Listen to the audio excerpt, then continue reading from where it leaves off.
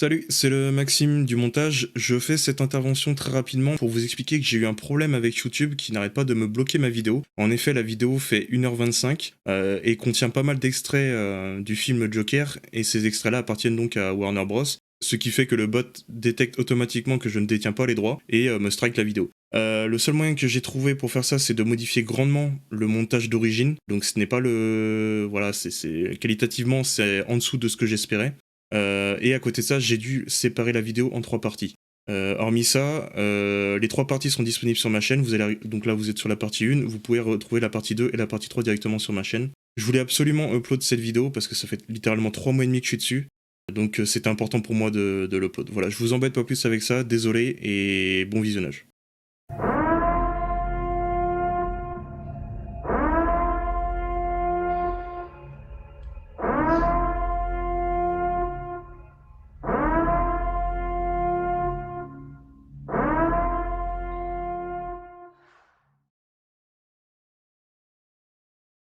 J'ai bien conscience de m'y prendre longtemps après la sortie de Joker dans les salles obscures, mais je me devais de faire cette vidéo.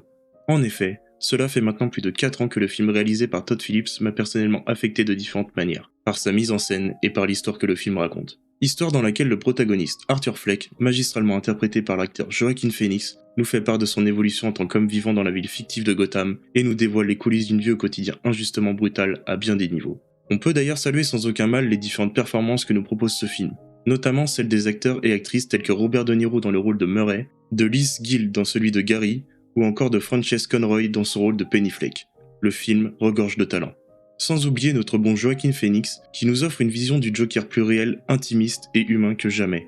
Notez que l'acteur n'a pas hésité à mettre sa propre santé en danger pour entrer dans la peau de son personnage. Il suffit de jeter un œil à la maigreur quasiment cadavérique que projette le corps de l'acteur dans diverses scènes. Enfin, et surtout, il ne faut pas délaisser le travail de l'ensemble du casting pour le doublage en français du film. Ce dernier est irréprochable, et je donne même une mention spéciale à Boris Rellinger, la voix française de Joaquin Phoenix dans Joker, qui nous a délivré une performance à la hauteur de l'acteur qui l'a doublé. En passant, saviez-vous que le rire iconique du Joker dans le film a été réalisé par Boris ? Mais il faudrait que prévenir que si tu... Mais il va prévenir, il le sert. Attention, le micro, parce que c'est très très fort. Vas-y. Mon compresseur. Ah ouais, d'accord.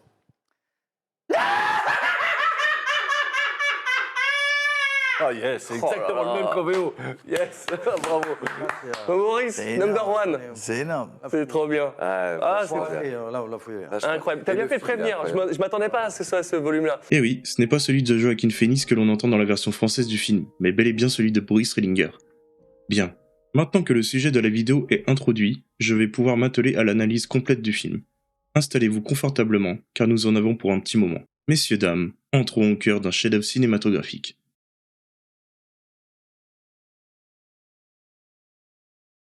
Le film s'ouvre sur un homme assis en face d'un miroir. Il s'affaire à maquiller son visage pour ressembler à un clown.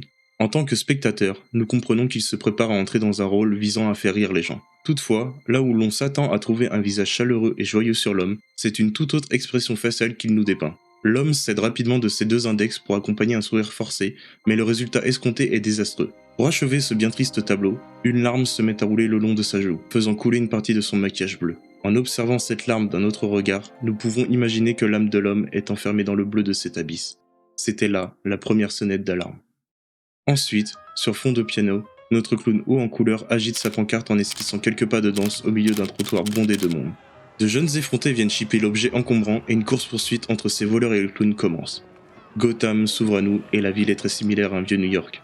Malheureusement pour notre clown, cette fameuse course-poursuite se termine mal.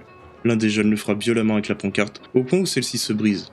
Pour terminer, le clown subit un passage à tabac en règle, comme s'il s'agissait là d'un rite d'initiation auquel s'adonnent ces jeunes. La caméra recule et le titre du film s'affiche en grand sur notre écran. Messieurs, dames, bienvenue à Gotham.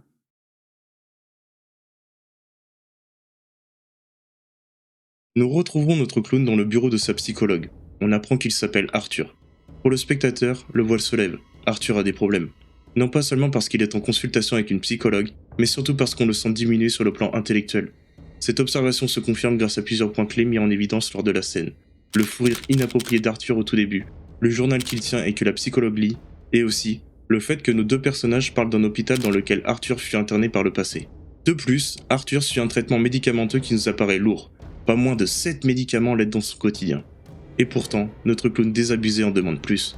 Quand la psychologue lui souligne que c'est déjà un traitement solide, Arthur se justifie en pointant du doigt ce que de nombreux citoyens de Gotham doivent ressentir. J'en ai assez d'être si mal dans ma peau. La deuxième sonnette d'alarme vient d'être tirée.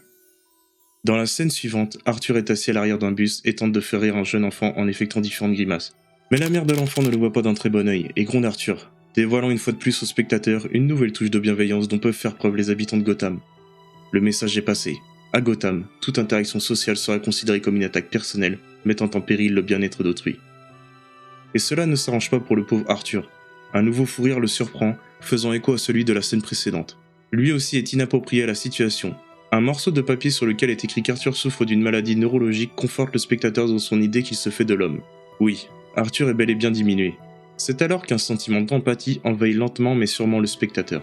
On ne s'en rend pas compte sur l'instant, mais cette empathie sert à nous amadouer et elle va nous mener à interpréter les scènes futures comme si nous les vivions nous-mêmes. Car c'est aussi ça, le but du film. Nous mettre dans la peau d'Arthur Fleck, nous mettre dans la peau du Joker.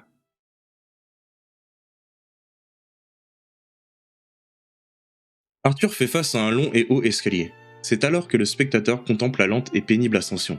Là encore, on n'en a pas conscience, mais ces quelques secondes dans lesquelles nous voyons Arthur gravir les marches une à une représentent parfaitement la transformation de ce dernier en Joker. De l'homme au fou, du bien au mal. Puis, Arthur pénètre dans un immeuble sinistre et lugubre pour finir par rentrer dans son appartement aussi charmant que tout ce qui se trouve à Gotham, terne et sale. Ce n'est pas grave, bienvenue chez toi Arthur. Tu es en sécurité maintenant. Le spectateur fait à présent la connaissance de la famille d'Arthur. Nous sommes bien loin de la grande famille et encore moins de la famille aisée sur le plan financier. Non, ici, nous trouvons le seul parent proche du clown, sa mère, la dénommée Penny Fleck. Néanmoins, la femme d'âge mûr ne fait pas bonne impression. Alitée, elle semble obligée de quémander auprès de son fils bien-aimé pour parvenir à se sustenter. La scène fait pas le figure à voir. Une question que peut se poser le spectateur à ce moment émerge. Si le fiston s'occupe vaillamment de la mère, qui s'occupe de lui? Étant donné l'état psychologique d'Arthur, il serait judicieux que quelqu'un veille au grain le concernant. Alors, le paternel aurait-il pris les devants? À l'évidence, non. Encore un père parti chercher des clopes et qui s'est perdu sur le chemin du retour. Je suis l'enfant dont le père va acheter un paquet de cigarettes et ne revient jamais. Je sais ce que c'est, Murray. C'est moi l'homme de la maison depuis aussi longtemps que je me souvienne. Je prends bien soin de ma mère. Mais continuons là où je m'étais arrêté. La mère semble vouer une certaine admiration envers un individu de la ville, Thomas Wayne. Au premier abord, cela peut surprendre, mais une information est vite parvenue aux oreilles du spectateur. Penny a consacré une grande partie de sa vie à travailler pour cet homme. Thomas Wayne est quelqu'un de très fortuné et aussi respecté. Il paraît juste que la mère d'Arthur éprouve de la reconnaissance à son égard pour l'emploi qu'il lui a offert. En revanche, elle insiste pas mal sur lui. Donc, cela cache-t-il quelque chose? Assurément. Comme quoi, rien n'est laissé au hasard dans cette œuvre cinématographique.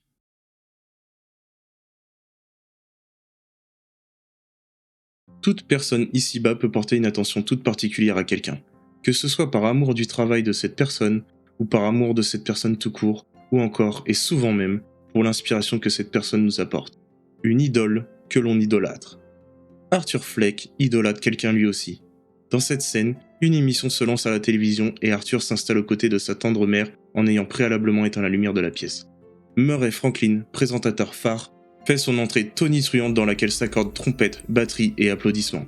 Lorsque la caméra balaye la salle pour montrer le public sur place, le spectateur s'étonne de retrouver Arthur au milieu de cette foule hystérique.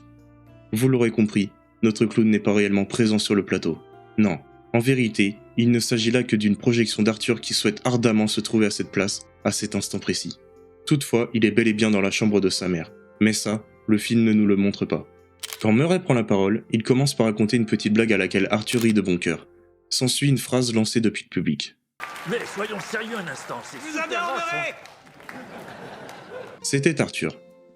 Et Murray, en bon présentateur qu'il est, ordonne d'allumer les projecteurs pour découvrir l'auteur de cette affection portée sans dissimulation manifeste.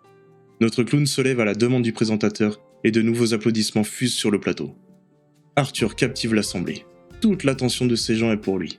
Il rayonne de fierté et de joie. Un véritable conte de fées. Murray entame un dialogue avec Arthur et il est particulièrement bienveillant envers notre protagoniste. Arthur se met dans une position élogieuse et Murray le conforte dans celle-ci. Notre clown est en train de vivre un véritable rêve éveillé. Finalement, le présentateur invite Arthur à le rejoindre sur scène. Et quelques secondes plus tard, Murray lui fait une confidence. C'était super, Arthur. Merci. Sans blague, j'ai beaucoup aimé votre témoignage. Ça m'a vraiment touché. Merci, Murray. Vous voyez tout ça, les projecteurs, les missions, l'auditoire, toutes ces choses. J'y renoncerai dès maintenant pour avoir un fils comme vous.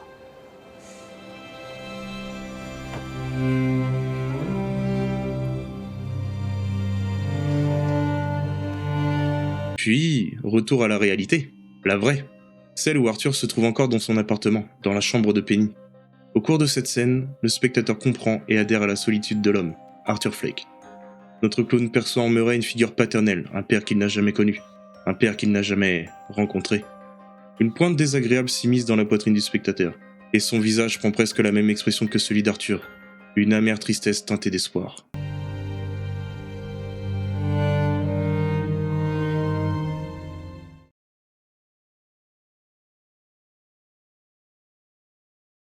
Arthur se prépare à une nouvelle journée de travail. Devant une rangée de casiers, il est assis sur un banc, et le spectateur contemple la fragilité constante de l'homme. Arthur garde ancré sur sa peau les blessures du passage à tabac survenu la veille.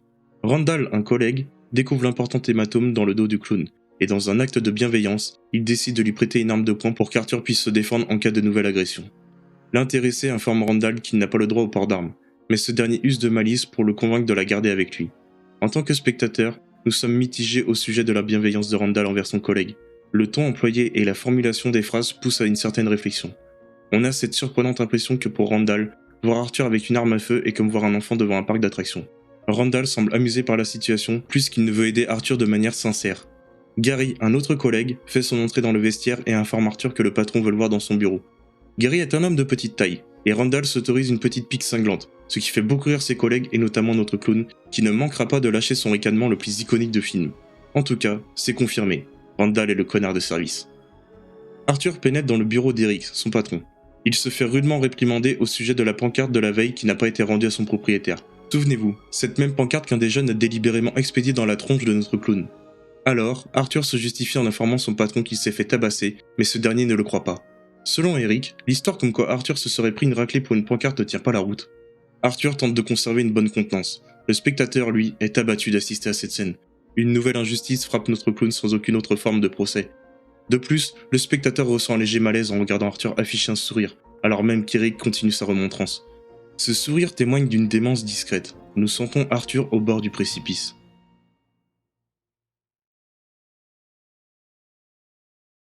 Après s'être défoulé sur un container à poubelle qui n'avait rien demandé à personne, notre clown gravit une fois de plus cet escalier de la mort, aggravant d'un cran supplémentaire la symbolique de l'homme qui sombre un peu plus à chaque pas effectué. L'ascension continue. Une fois dans l'ascenseur de son immeuble, Arthur se voit obligé de retenir la fermeture des portes pour que sa voisine de palier et sa fille puissent s'infiltrer à leur tour dans la boîte métallique décorée de graffitis en tout genre. Arthur perd peu à peu de son humeur maussade. Cet immeuble est épouvantable, pas vrai, maman? Oui, j'ai entendu, Gigi. C'est épouvantable, maman. Ah, maman? Ce geste est à présent gravé dans la mémoire de notre protagoniste, tellement bien gravé qu'il n'hésite pas à user de son humour si particulier pour exagérer dessus une fois sorti de l'ascenseur. Du point de vue d'Arthur, une opportunité sociale semble être amorcée. Du point de vue du spectateur, Arthur est plus malaisant que jamais. Hé!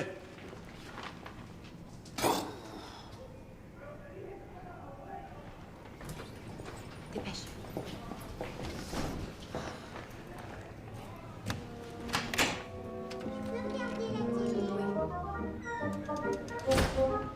The moon is a silver dollar shining up in the sky.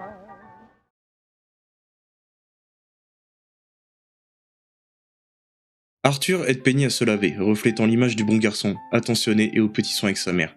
Ce n'est que la deuxième scène où le spectateur voit Madame Fleck à l'écran. Pourtant, c'est la deuxième fois de suite qu'elle parle de Thomas Wayne avec son fils. Cela tourne presque à l'obsession, non? Plus tard, Arthur se retrouve seul dans son salon. Torse nu, devant sa télévision qui fredonne un air de jazz, il se saisit du pistolet de Randall et entame une petite danse et un monologue.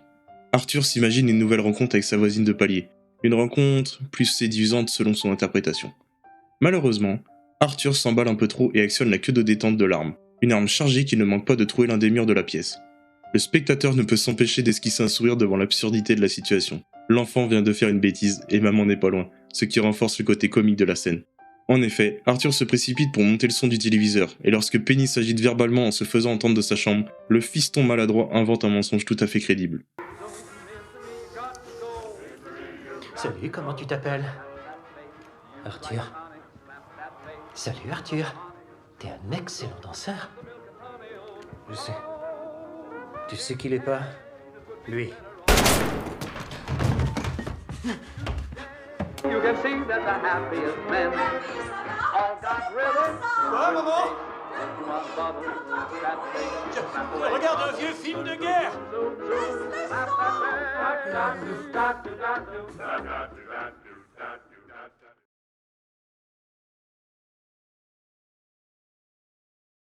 Arthur prend en filature sa voisine de palier. Il observe, guette et poursuit à bonne distance la femme ayant charmé notre clown malgré elle. Finalement, la scène change et le spectateur retrouve Arthur assis à table dans ce qui semble être un restaurant ou un bar d'ambiance. C'est un endroit prisé par le protagoniste, puisque ce qui intéresse vraiment Arthur ici, c'est la scène, permettant aux comédiens du coin de s'illustrer. Armé de son stylo et de son carnet, notre clown peut gribouiller quelques notes et s'inspirer de ce qu'il entend et voit en ce lieu. Il passe un agréable moment, ce qui ravit le spectateur. Puis, nouvelle scène. On y retrouve Arthur chez lui, une position identique à celle du précédent lieu. Si ce n'est qu'à présent, Arthur a ôté son haut, accentuant chez le spectateur un visuel peu rassurant quant à l'état de santé physique de l'homme. Néanmoins, notre clown est d'humeur guillerette et paraît happé par sa créativité et le développement de ses blagues.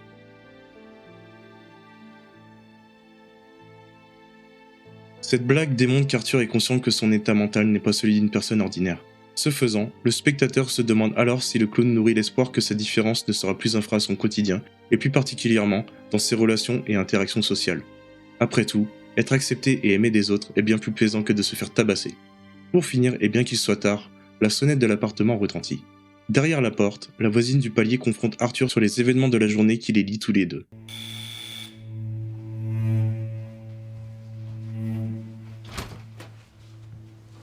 Ah, bonjour.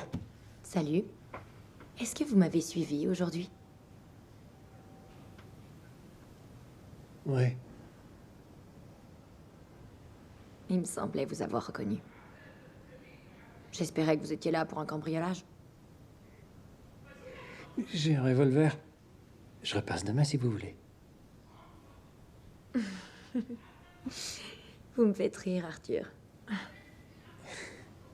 Ouais. Vous savez, je me produis parfois comme humoriste. Vous pourriez venir me voir, un de ces quatre. J'aimerais bien. Ouais. Ouais. Vous me direz c'est quand? Ouais.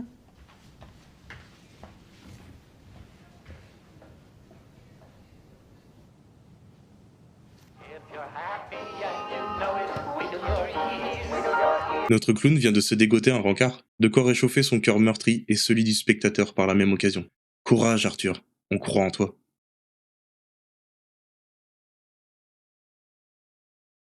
Notre clown est en poste dans un hôpital de la ville et tente de transmettre sa joie et sa bonne humeur aux enfants malades, devant quelques infirmiers et infirmières qui encadrent l'événement.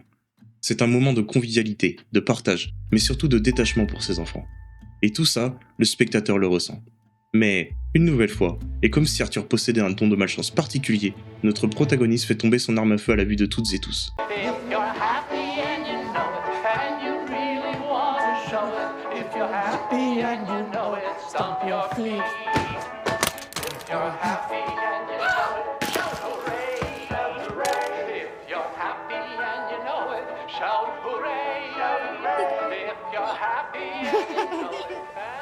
Une nouvelle aventure rocambolesque qui ne manquera pas de faire rire le spectateur, malgré la gravité de cette conjoncture.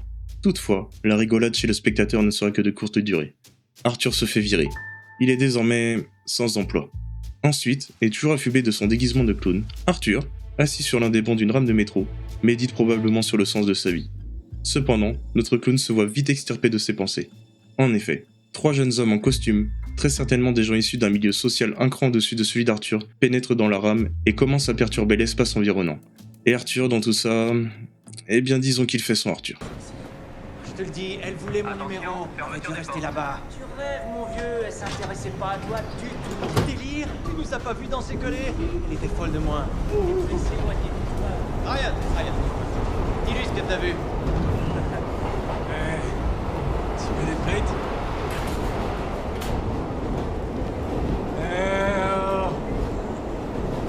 à toi que je parle. Non, merci. T'es sûr? Elles sont vraiment bonnes. Pourquoi tu l'ignores comme ça? Il est gentil avec toi, non?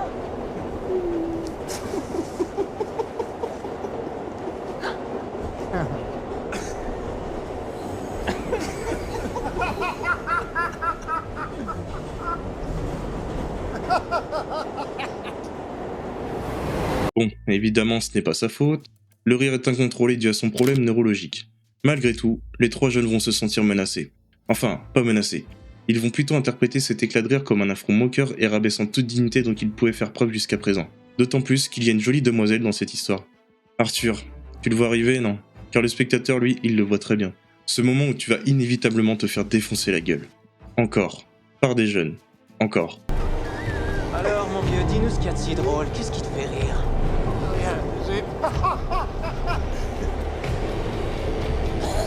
J'ai un problème, c'est médical.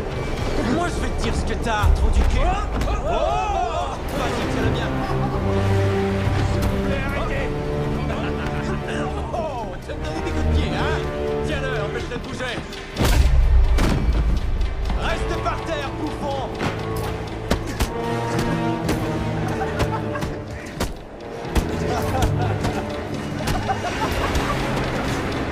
Pauvre Arthur. Mais, dans un élan de courage, notre protagoniste se souvient qu'il a avec lui un pistolet. Le coup part, puis un autre, et encore un autre. Il reste un jeune qui tente de s'enfuir, mais notre clown le poursuit sans relâche.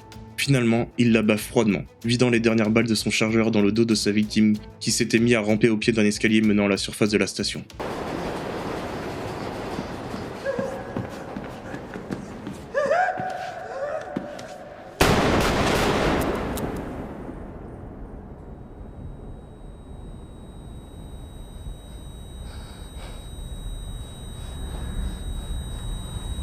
Le spectateur découvre avec effroi les balbutiements d'un monstre en devenir. Joker vient de poser ses yeux sur Gotham, et ce n'est vraiment pas de bon augure pour ses concitoyens.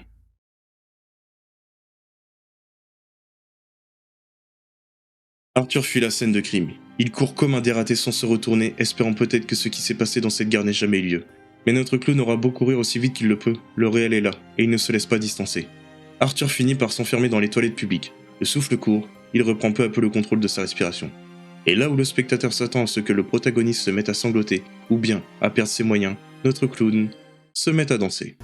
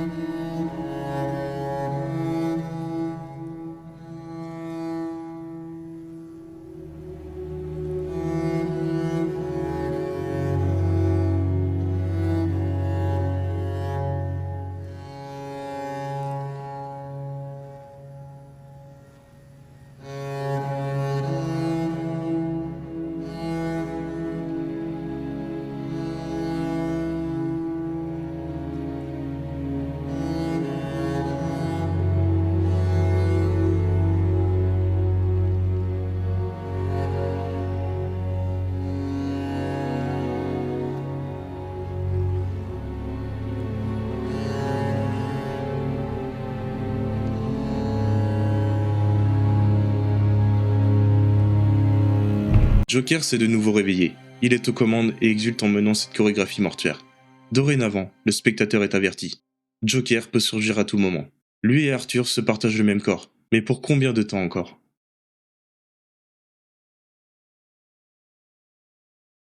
Nous retrouvons Arthur dans les vestiaires, s'affairant au rangement de son casier. Petit rappel, il a été viré. Et tandis qu'il récupère ses biens en silence, ses collègues parlent d'une affaire dans laquelle 3 jeunes sont morts. Évidemment, il s'agit du crime que le protagoniste a commis, mais ça, lui seul le sait. Gary entre à son tour dans la pièce, et ses premiers mots s'adressent directement à notre clown. Celui-ci lui exprime une marque de sympathie touchante. Après tout, Ayant lui-même un handicap, Gary est sans doute le collègue d'Arthur le plus à même de comprendre les différents tourments de ce dernier. Quoi qu'il en soit, et aussi bienveillant qu'il puisse être, Gary ne peut rien faire concernant le renvoi de notre clown. Ensuite, Arthur entend la remarque de Randall, qui survient juste après l'intervention de Gary. Hé Arthur, j'ai su ce qui s'est passé. Je suis désolé pour toi. Ouais, ça me paraît pas juste de se faire virer comme ça. T'as réellement apporté une arme à l'hôpital pour enfants? Bordel, qu'est-ce qui t'a pris de faire ça? Ça fait partie de ton nouveau numéro, si les gens aiment pas tes clowneries, tu te fais sauter la cervelle. Pose plutôt la question à Randall. C'était son arme à lui. Quoi? D'ailleurs, j'ai une dette envers toi, pas vrai? Tu délires, de quoi est-ce que tu parles? Arrête de dire des conneries, Arthur.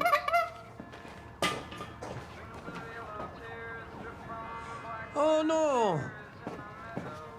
J'ai oublié de puncher.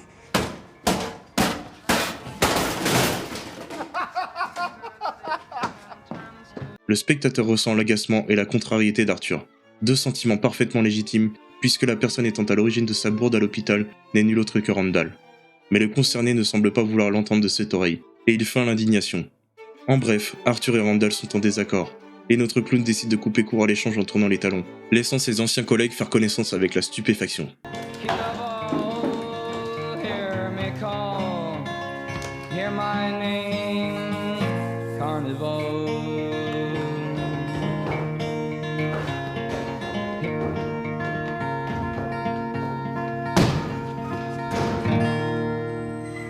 Cette petite attention va à l'encontre de ce que ressent le spectateur. Le simple fait de barbouiller l'écriteau nous fait sourire. Pourtant, le message d'Arthur est clair. Ne pas sourire. C'est une forme de protestation contre son renvoi. Il n'y a pas eu de scène dans le bureau de son ancien patron. Arthur est un gentleman, à sa manière, et le spectateur, amusé, soutient son geste.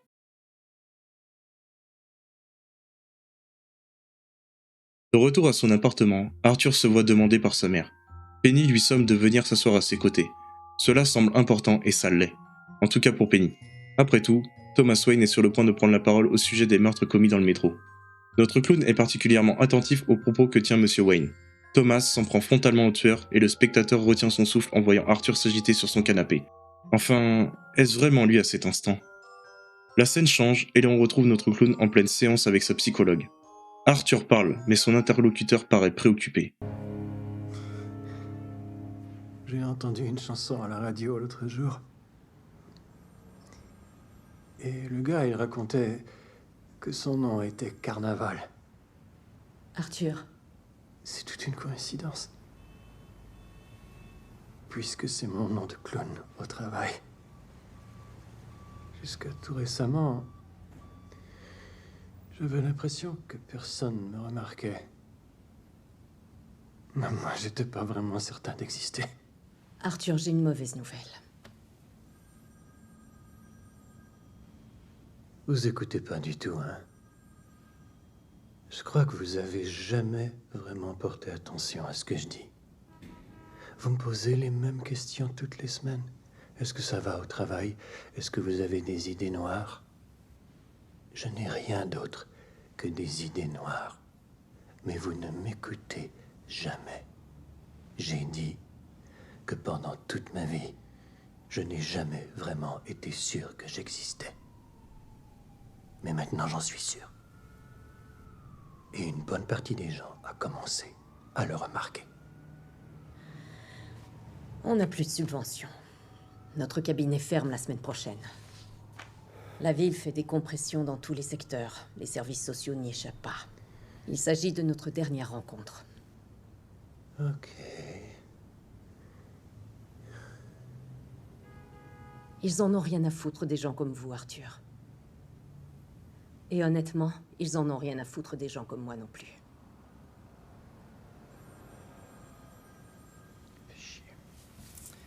Arthur prend conscience qu'il emmagasine de plus en plus d'assurance. Ou alors, c'est Joker qui lui en insuffle de l'intérieur. Malheureusement, la psychologue annonce à notre clown que les consultations sont terminées.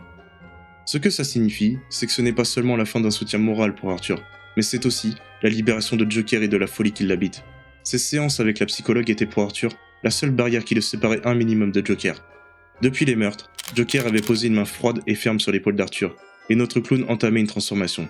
La fin des consultations va permettre à Joker de retenir en otage Arthur et de prendre le contrôle.